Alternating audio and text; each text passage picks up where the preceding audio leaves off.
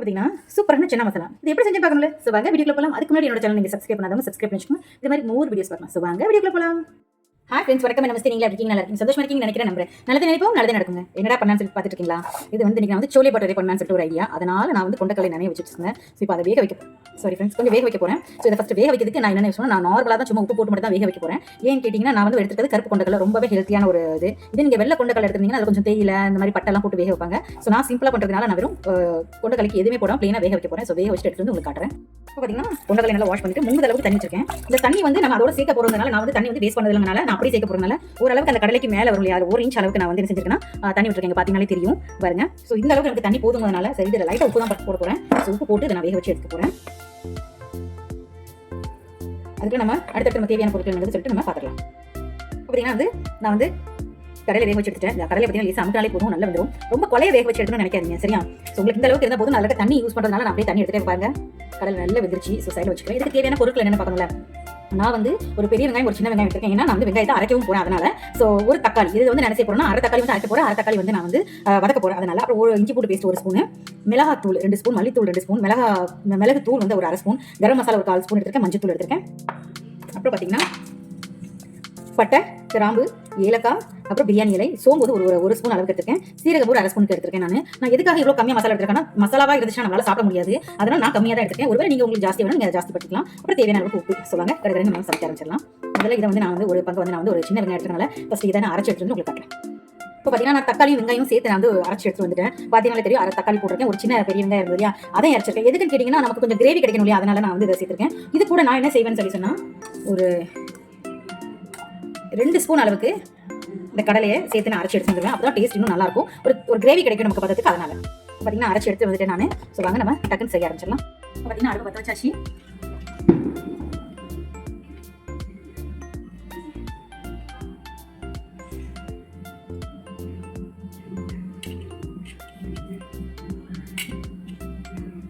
ஒரு 3 to 4 கரண்டி அளவுக்கு நான் வந்து என்ன சேர்த்துருக்கேன்.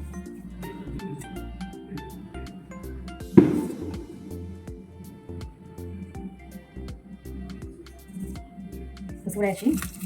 நான் அந்த பட்டை எல்லா மசாலாத்தையும் நான் வந்து உள்ள சேர்த்துக்கிறேன். அப்புறம் பார்த்தீங்கன்னா வெங்காயம்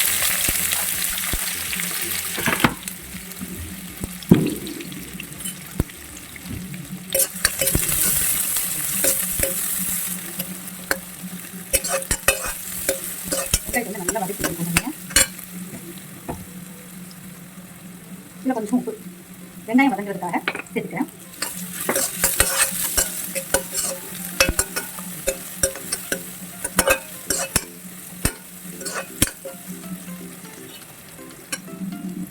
கொஞ்சம் வதங்கட்டும். வதங்கிறதுக்காக அடுத்தடுத்து நம்ம சேர்க்க முடியும். அதனால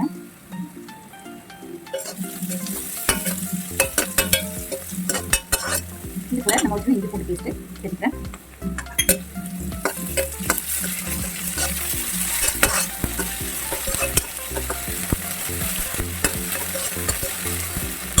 இப்போ வந்து நான் தக்காளி சேர்த்துக்கிறேன். நம்ம வெட்டி வச்சுருந்த தக்காளி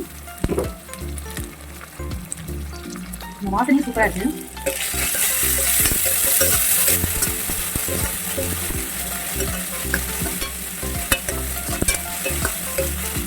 இப்போ வந்து நினைச்சீங்கன்னா நம்ம வச்சிருந்தோம்ல அரைச்சி இஞ்சி பூண்டு தக்காளியும் வெங்காயம் அரைச்சி வச்சிருந்த மசாலா சரியா, அதை இது கூட சேர்த்துக்கணும். எதுக்காக இதில் கொஞ்சம் பச்சை வாசனை இருக்குது. அந்த பச்சை வாசனை போகிறதுக்காக நான் வந்து இதில் சேர்த்துக்கணும். அதான் டேஸ்ட் நல்லா இருக்கும்.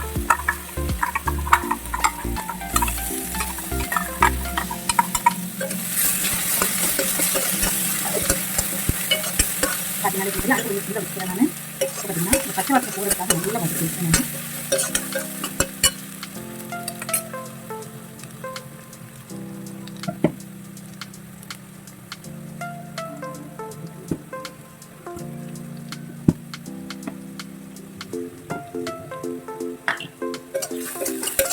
பச்சை வாசனை கொஞ்சம் போகணும் இல்லையா, அதனால ஆல்ரெடி நம்ம தக்காளி வேறு போட்டுருக்கோம். அந்த தக்காளி நல்லா வதங்கணும், வெங்காயம் நல்லா வதங்கணும் நமக்கு. ஸோ அதனால இந்த நெல்லில் வந்து எடுத்து போகிறேன். நல்லா வதக்கி எடுத்துக்கிறேன் நான். அப்புறம் நம்ம வச்சுருக்கோம் மசாலா சேர்க்கலாம். மல்லித்தூள், மிளகாத்தூள் இது எல்லாமே வந்து இது கூட சேர்த்துக்கிறேன். நான் இது கூட சேர்த்து ஒரு பேக்கெட் பருத்தி எடுத்துக்கிறேன். கொஞ்சம் லைட்டாக தண்ணி அந்த மசாலா சேர்ந்து அதை கொஞ்சம் தண்ணியாக சேர்த்துக்கிறேன். கொஞ்சமாக தான் சேர்த்துருக்கு, இன்னும் கொஞ்சம் இருக்குது. எதுக்காக மசாலா வந்து அடிப்பிடிச்சக்கூடாது இல்லையா, ஏன்னா மசாலா வந்து கருப்பாக இருக்க மாதிரி இருப்பாங்க. நான் கருப்பாக கொஞ்சம் ஃபாஸ்ட்டாக வச்சுக்கிறேன். கொஞ்சம் கிளறி விட்டுக்கிறேன். வெந்துக்கிட்ட நேரத்தில் கடலை லேசாக அப்படி அமுக்கி விடுங்க. நல்ல மசாலா உள்ள இறங்கட்டும். நல்லா அப்படி அமுக்கி விடுங்க. ரொம்ப அமுக்கினீங்கன்னா எல்லாமே குழஞ்சி போன மாதிரி ஆயிடும். ஆனால் லேசாக ஒரு பஸ் கொடுத்தா மாதிரி ஒரு அமுக்குங்க. சூப்பராக இருக்கும். சூப்பராக நம்மளோட கிரேவி ரெடி ஆச்சு பாருங்க. கொஞ்சம் அது வந்து கொஞ்சம் கட்டியாக வந்து சாப்பிட்ற அளவுக்கு இந்த சப்ஜி மாதிரி இருக்கணும், அவ்வளோதான். ஸோ அந்த பதத்துக்கு வந்தாலே போதும். ஏன்னா என்ன செய்யணும்னா அப்படியே மல்லி தூவி விடுது மேலே. அந்த ஃப்ளேவர் சூப்பராக இருக்குள்ள இறங்கும்.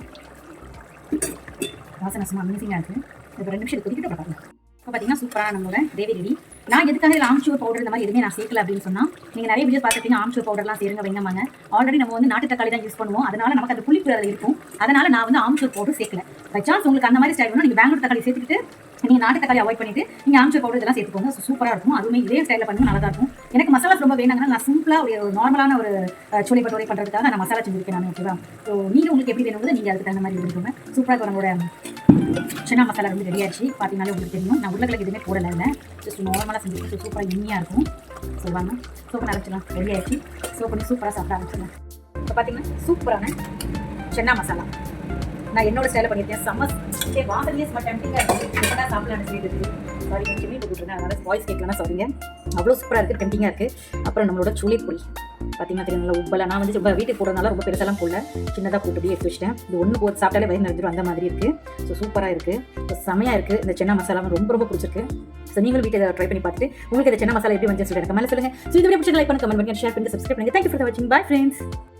நான் எடுத்து சாப்பிட்டு பார்த்தேன். நீங்கள் சொல்லிட விடலை, நாங்கள் சாப்பிடாம டேஸ்ட் பண்ணாமல் சொல்லுவீங்க. இந்த பாருங்க எப்படி இருக்குது பாருங்க. அந்த பூரி ஆயிலே இல்லைங்க, செமையாக இருக்குது அந்த மசாலாவோட சாப்பிடும் போது. உண்மையிலே சீரியஸாக இங்கே பாருங்க.